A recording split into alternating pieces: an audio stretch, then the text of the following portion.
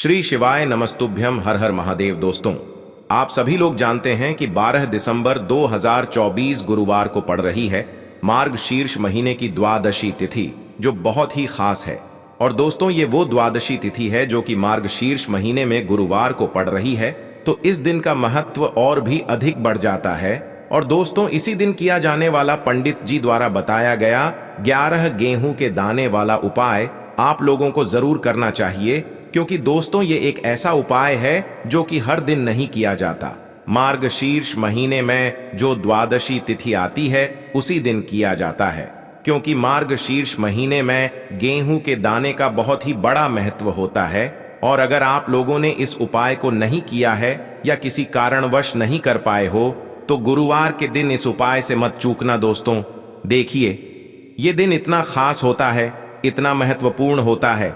देखा गया है कभी कभी बड़े बड़े पूजा पाठ अनुष्ठान से जो मनोकामना पूर्ण नहीं होती है, वह मार्गशीर्ष महीने के गुरुवार के दिन एक छोटे से उपाय करने से ही आपकी मनोकामना पूर्ण हो जाती है।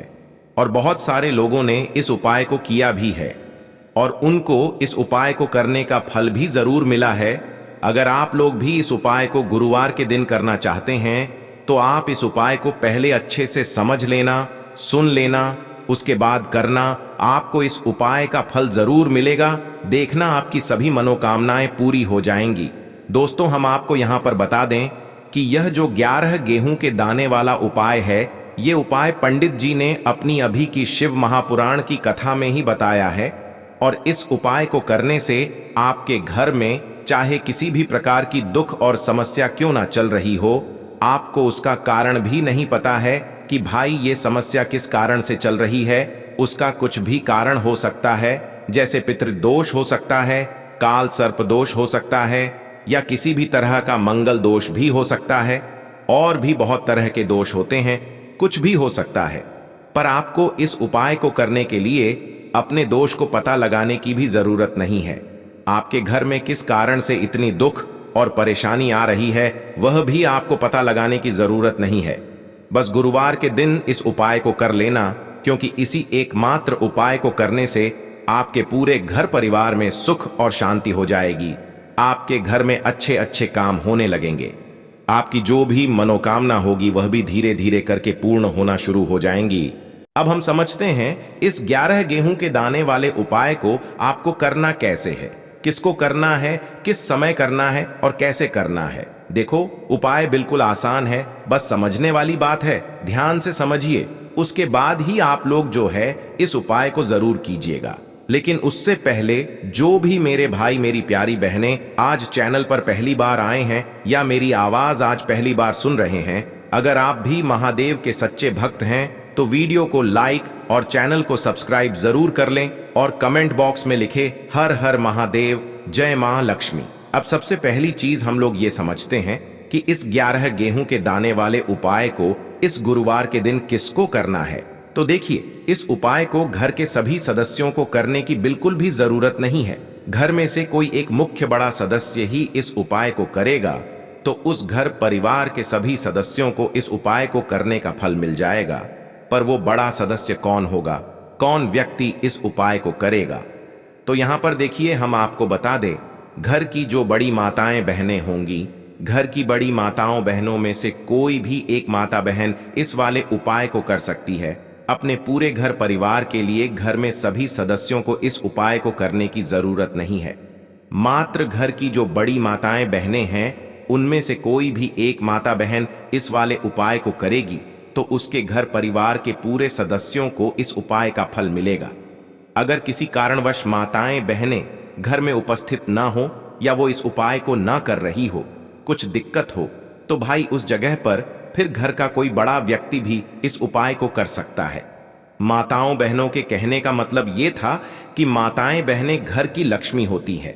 जब घर की लक्ष्मी कोई उपाय करती है तो निश्चित ही भगवान शिव जी बहुत जल्दी प्रसन्न होते हैं और उपाय का फल में बहुत जल्दी और बहुत बड़ा करके भी यहां पर देते हैं। तो आप लोग ये बात समझ गए होंगे। अब हम ये बात समझते हैं, इस वाले उपाय को हमें करना किस समय है। इस 11 गेहूं के दाने वाले उपाय को हमें इस गुरुवार के दिन करना किस समय है। तो देखिए, इस उपाय को करने का जो समय है सुबह का समय है। अब देखिए, यहां पर हम मुख्य रूप से शाम का समय नहीं बोलेंगे, क्योंकि देखिए ये जो द्वादशी तिथि है और आप सभी लोग जानते हैं इसका सुबह का जो समय होता है ना, इस दिन भगवान शिव और माता पार्वती जी मां लक्ष्मी का सबसे प्रिय दिन होता है। तो आप लोग इस 11 गेहूं के दाने वाले उपाय को सुबह के समय में कर सकते हो। देखो, अगर सुबह करोगे तो आप 8 बजे से 11 बजे के मध्य इस उपाय को कर सकते हो। और देखो, अगर शाम के समय कर रहे हो तो इस दिन जरूर शाम के समय का ध्यान रखना कि रात के 6 बजे से लेकर 7 बजे के बीच में अगर आप इस उपाय को कर सकते हो तो बिल्कुल कर लेना, पूरी कोशिश करना, आपको उपाय का फल जरूर मिलेगा। ये बात आपको समझ आ गई। अब बात करते हैं उपाय की। देखो, गुरुजी ने कहा है कि अगर गुरुवार के दिन द्वादशी तिथि पड़ जाए तो इस दिन आपको 11 गेहूं के दाने वाला उपाय तो अवश्य ही करना चाहिए। देखो, यह उपाय, यदि आपके जीवन में कर्जा बहुत अधिक है, आपके जीवन में संकट बहुत अधिक रहते हैं, आपके ऊपर बहुत अधिक विपदा आ रही है, बार बार आपको अपने व्यापार में और अपने धन में हानि देखने को मिल रही है, यानी कि आपको प्रत्येक कार्य में हानि हो रही है, तो आपको यह उपाय करना चाहिए। देखिए, इस उपाय के लिए आपको 11 गेहूं के दाने आपको लेने हैं। ठीक है, 11 दाने लेने के बाद में आपको जरूरत होगी चावल के दानों की। 11 चावल के दाने और 11 गेहूं के दाने, और चावल के दाने खंडित नहीं होने चाहिए। अब आप कहोगे, भैया गेहूं कहां से लेने हैं? देखो, आपको किसी भी किराना स्टोर पे गेहूं के दाने मिल जाएंगे, जाके ले लेना, ठीक है ना। 11 गेहूं 11 चावल के दाने लेने हैं। साथ ही साथ आपको एक तांबे का लोटा लेना है और उस तांबे के लोटे में आपको जल भरना है। जल आपका खुद के घर का होना चाहिए, मंदिर का नहीं होगा। अब आप ये सब सामग्री लेकर पहुंच जाओगे महादेव के शिवलिंग के पास में शाम के टाइम पे प्रदोष काल में। देखो, जब आप ये उपाय कर रहे हो तो अपना फेस रखना उत्तर दिशा, नॉर्थ डायरेक्शन की तरफ। अब यहाँ पे जो मैं आपको क्रम बताने जा रहा हूं ना, उस मेरे क्रम को बहुत ध्यान से सुनिए। महादेव को अगर कोई सबसे प्रिय है ना, तो उनकी सबसे छोटी पुत्री जिनका नाम है माता अशोक सुंदरी, जो आपके पास में चावल के 11 दाने हैं ना, उन चावल के 11 दानों को माता अशोक सुंदरी के स्थान पर आपको अपना नाम और गोत्र बोलते हुए समर्पित कर देने हैं, है ना। चावल के दानों को रखने के बाद में जो आपके पास में तांबे का लौटा है ना, उस तांबे के लौटे को कहीं पे भी हम जल नहीं चढ़ेंगे। सिर्फ और सिर्फ माता पार्वती का जो हस्त कमल आपको दिख रहा है, यहीं पे गोल गोल आपको समर्पित करना है उसी जल को, और कहीं नहीं, ना तो माता अशोक सुंदरी के स्थान पर, ना तो शिवलिंग के ऊपर। सिर्फ आपको यहाँ पे गोल गोल जलाधारी पर आपको उस जल को समर्पित करना है। अब आपके पास में बचे हुए हैं 11 गेहूं के दाने, और बचे हैं उन्हीं 11 गेहूं के दाने को आपको अपनी मनोकामना, अपने विशेष कहते हुए महादेव के शिवलिंग के ऊपर अगर आप गुरुवार के दिन प्रदोष काल में समर्पित कर देते हैं तो आपकी जो भी मनोकामनाएं होंगी, जो भी विश होंगी, महादेव पूरी जरूर करते हैं। अन्न को समर्पण करने से, उस खासकर गेहूं को समर्पण करने से हमारी इच्छाएं पूरी होती हैं। और अगर वो दिन गुरुवार का दिन हो, तब तो इससे सुंदर संयोग कुछ भी नहीं हो सकता। आपकी इच्छाओं को पूरा करने के लिए बहुत स्पेशल, बहुत प्यारा सा उपाय आप सभी को जरूर करना है। ध्यान में रखिएगा, यह उपाय प्रदोष काल में करना है। देखो, गुरु जी ने कहा है, भगवान शिव के शिवलिंग पर 33 कोटि देवी देवताओं का वास होता है। अगर हम शिवलिंग के सामने कुछ भी उपाय करते हैं तो हमारे सभी देवी देवता हमसे खुश हो जाते हैं। ये उपाय आपको अवश्य करना है। देखो, सुबह के टाइम नहीं कर सकते, ठीक है। अब बात करते हैं अगले उपाय की। अब दोस्तों, हम बात करते हैं दूसरे विशेष उपाय के बारे में। यह उपाय विशेषकर आपकी जो भी मनोकामनाएं हैं उन्हें परिपूर्ण करने वाला है। यदि आपको ऐसा लगता है कि आपने कई प्रकार के उपाय कर लिए हैं, लेकिन महादेव अभी तक आपकी जो मनोकामना है उसे परिपूर्ण नहीं कर रहे हैं, तो आपको ये उपाय जरूर करना है। देखिए, इस उपाय को करने के लिए मात्र आपको एक गुड़ का टुकड़ा लेना है। इसी के साथ मैं आपको एक तांबे के पात्र के अंदर शुद्ध जल लेना है। देखिए, गुरुवार के दिन यदि हम गुड़ वाले जल से उपाय करते हैं तो बहुत ही चमत्कारी माना जाता है, और इससे जो हमारा बृहस्पति ग्रह है वह भी मजबूत होता है। बृहस्पति ग्रह यदि हमारा मजबूत होता है तो हमें कभी भी जीवन में धन संपदा की कमी नहीं होती है। हमारे जीवन में जो दुर्भाग्य होता है वह भी सौभाग्य में बदल जाता है। तो देखिए दोस्तों, इस उपाय के लिए आपको एक गुड़ का टुकड़ा लेना है, एक तांबे के पात्र के अंदर शुद्ध जल लेना है और इन दोनों सामग्री को लेकर के आपको भगवान शिव के मंदिर में पहुंच जाना है। अब दोस्तों, इसे गुड़ के टुकड़े को आपको उससे जल के पात्र के अंदर डाल देना है और गुड़ से युक्त जल आपको तैयार कर लेना है। आप इस जल को आपको भगवान शिव की शिवलिंग पर अर्पित कर देना है। श्री शिवाय नमस्तुभ्यम इस मंत्र का जाप करते हुए और बृहस्पतेश्वर महादेव का मन में स्मरण करते हुए जो भी व्यक्ति गुरुवार के दिन इस प्रकार से यह गुड़ वाला जल समर्पित कर देता है शिवलिंग पर, उसके जीवन में कैसी भी कोई भी मनोकामना होगी वो हमारे महादेव परिपूर्ण कर देते हैं। तो आपको मनोकामना पूर्ति के लिए ये छोटा सा और सरल सा उपाय भी अवश्य ही करना है। अब दोस्तों, हम बात कर लेते हैं तीसरे विशेष उपाय के बारे में। देखिए दोस्तों, इस उपाय के लिए आपको मात्र एक तांबे के पात्र के अंदर शुद्ध जल लेना है। इसी के साथ में आपको 11 चावल यानी कि अक्षत के दाने लेना है। देखें, चावल के दानों को लेते समय आपको ध्यान रखना है कि ये कहीं से भी टूटे हुए या फिर खंडित नहीं होने चाहिए। इसी के साथ में आपको थोड़ा सा पीला चंदन भी लेना है। अब देखो दोस्तों, सबसे पहले तो इन सभी सामग्रियों को लेकर के आपको पहुंच जाना है भगवान शिव के मंदिर में। देखिए दोस्तों, सबसे पहले तो आपके पास जो चावल के दाने हैं उनमें आपको ये पीला चंदन थोड़ा सा डाल देना है और उन चावल के दानों पर आपको थोड़ा सा जल डाल करके उन्हें गीला करना है, यानी कि उन चावल के दानों को आपको पीला कर लेना है। इसी प्रकार सबको इन चावल के दानों को तैयार करना है, यानी कि यह जो चावल के दाने हैं स्वर्ण के समान हो चुके हैं और ये जो आपने चावल के दाने स्वर्ण के समान जो तैयार किए हैं इन्हें आपको भगवान शिव के शिवलिंग पर समर्पित कर देने हैं।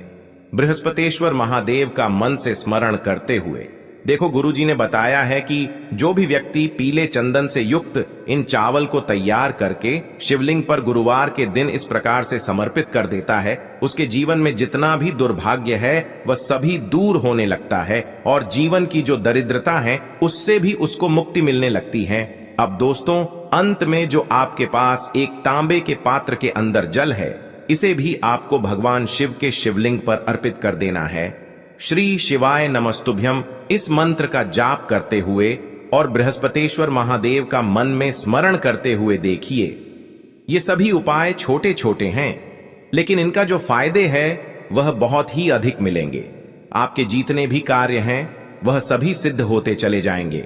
आपके जितने भी कार्य में आपको रुकावटें आ रही हैं बस सभी दूर होती जाएंगी। दोस्तों, अब हम बात कर लेते हैं चौथे विशेष उपाय के बारे में। देखिए, इस उपाय के लिए आपको 2 दीपक लेने होंगे। दोनों ही दीपक आप मिट्टी के भी ले सकते हैं और दोनों ही दीपक आप शुद्ध आटा मढ़कर उनके भी तैयार कर सकते हैं। अब दोस्तों, दोनों ही दीपक के अंदर आपको शुद्ध घी का प्रयोग करना होगा और एक दीपक के अंदर आपको गोल रुई की बाती का प्रयोग करना होगा और एक दीपक के अंदर आपको लंबी बाती का प्रयोग करना होगा। लंबी बाती वाले दीपक के अंदर आप मौली वाला जो धागा आता है कलावा का, उसकी बाती का प्रयोग भी आप लंबी पाती वाले दीपक के अंदर कर सकते हैं। देखिए, 2 दीपक वाला ये चमत्कारी उपाय केवल गुरुवार की रात्रि में ही किया जाता है, इसीलिए आपको इस उपाय को बहुत ही ध्यान से समझना। इसी के साथ में आपको 11 काले तिल के दाने लेना है और इसी के साथ में आपको मात्र 1 चुटकी हल्दी भी लेनी होगी। अब दोस्तों, यह सभी सामग्री लेकर के आपको रात्रि के समय पहुंच जाना है अपने घर में, जहां कहीं भी तुलसी जी का पौधा, तुलसी माता का निवास स्थान है, वहां पर देखिए दोस्तों, सबसे पहले तो आपके पास जो एक गोल बाती का दीपक, उसे आपको तुलसी जी के वहां पर प्रज्वलित करना है। दीपक को प्रज्वलित करते समय आपको ओम नमो भगवते वासुदेवाय इस मंत्र का 11 बार जाप कर लेना है। अब देखिए दोस्तों, आप जो 11 काले तिल के दाने लेकर के आए हैं उन्हें आपको अपने सीधे हाथ में रखना है और जो आपने गोल बाती वाला दीपक प्रज्वलित किया है माता तुलसी जी के वहां पर, उसके ऊपर से आपको इन 11 काले तिल को घड्डी की दिशा में घुमाना है। आपको अपना नाम और अपनी गोत्र को बोल देना है और फिर आपको इन काले तिल को उससे जलते हुए दीपक के अंदर डाल देने हैं। देखिए, काले तिल भगवान विष्णु के पसीने से उत्पन्न हुए हैं और जब भी हम यह दीपक गुरुवार की रात्रि में प्रज्वलित करते हैं तो इससे हमें हमारे कर्ज में राहत मिलती है। हमारे जीवन में धन प्राप्ति के नए नए मार्ग खुलते हैं। हमारा अगर कोई भी कार्य रुका हुआ है तो वह भी परिपूर्ण होता है। देखिए, गोल बाती का जो दीपक है, विशेषकर हम माता तुलसी के वहां पर भगवान विष्णु और माता लक्ष्मी के निमित्त प्रज्वलित कर रहे हैं, क्योंकि गुरुवार का जो दिन है वह विष्णु भगवान और माता धन लक्ष्मी को समर्पित होता है। इस प्रकार से आपको ये दीपक प्रज्वलित कर देना है। अब जो आपके पास लंबी बाती का दीपक है, एक छुटकी हल्दी है, तो इससे आपको लेकर के पहुंचना है अपने घर के मंदिर में। आपके घर के मंदिर में माता लक्ष्मी की जो भी प्रतिमा ही मूर्ति है उनके सामने सबसे पहले तो आपको ये लंबी बाती का दीपक रखना है। फिर आपको दीपक को प्रज्वलित कर देना है। दीपक को प्रज्वलित करते समय आपको ओम महालक्ष्मी नमः इस मंत्र का जाप करते रहना है। अब दोस्तों, आपके पास जो एक छुटकी हल्दी है उसे आपको अपने सीधे हाथ में रखना है और इस एक छुटकी हल्दी को आपको उस दीपक के ऊपर से 11 बार घट डी डी ढी की दिशा में घुमाना है और आपको ओम महालक्ष्मी नमः मंत्र का जाप करते रहना है और इस एक छुटकी हल्दी को आपको उसे दीपक के अंदर डाल देना है। देखिए, एक छुटकी हल्दी वाला जो दीपक है आपके जीवन से दुर्भाग्य को समाप्त करता है। माता लक्ष्मी की आपको कृपा प्राप्त करवाएगा, धन प्राप्ति के आपके जीवन में नए नए मार्ग बनाएगा। तो इस प्रकार से आपको यह उपाय अवश्य करने हैं दोस्तों। यदि आपको उपाय से जुड़ा किसी भी प्रकार का सवाल पूछना है तो आप कमेंट बॉक्स में पूछ सकते हैं। उपाय को करते समय आप किसी भी प्रकार की गलती नहीं करनी है। अगर आपको वीडियो अच्छी लगी हो तो चैनल को सब्सक्राइब जरूर करें। हर हर महादेव, ओम नमः शिवाय। देखो, इस उपाय के लिए आपको लेना है एक गोल बाती का दीपक। आप चाहें तो मिट्टी का ले सकते हैं या फिर घर से शुद्ध आटा मढ़कर उसका दीपक आप तैयार कर सकते हैं। इसके बाद आपको लेना है शुद्ध गाय का घी। अगर वो नहीं है तो कोई भी देसी घी इस्तेमाल कर सकते हैं, जिससे आपको दीपक प्रज्वलित करना है।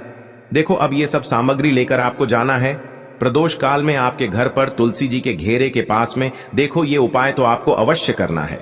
देखो, वहां पहुंचकर सबसे पहले वो दीपक आपको प्रज्वलित कर देना है और ओम नमो भगवते वासुदेवाय नमः का 11 बार जाप करना है। उसके बाद आपको अपने सीधे हाथ में थोड़ी हल्दी लेकर उस दीपक में अपना नाम और गोत्र बोलते हुए डाल देना है। उसके बाद माता लक्ष्मी से आपको प्रार्थना करना है कि हे महालक्ष्मी, हमारी सभी दुख तकलीफों को दूर करो। हे महादेव, हमारे सब दुख कष्टों को खत्म करो। इस भावना से आपको ये उपाय करना है।